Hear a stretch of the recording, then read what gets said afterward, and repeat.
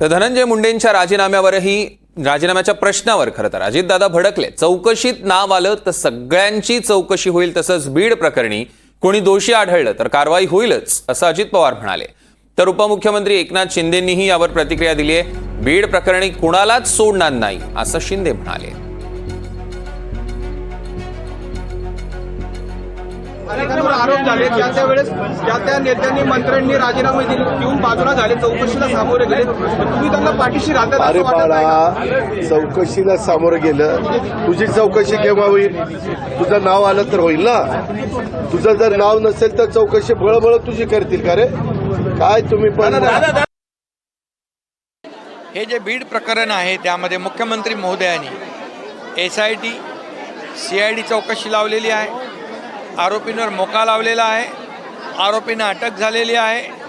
त्यामध्ये मी सांगतो की संतोष देशमुख प्रकरण अतिशय निर्गुण प्रकरण आहे। त्याचा खून अतिशय दुर्दैवीपणे केलेला आहे, अतिशय निर्गुणपणे केलेला आहे आणि अशा लोकांना चुकीला माफी नाही, त्यांना कुणालाही क्षमा केली जाणार नाही, कुणालाही पाठीशी घातलं जाणार नाही। या खून प्रकरणामध्ये जे लोक संबंधित आहेत त्या एकालाही सोडलं जाणार नाही।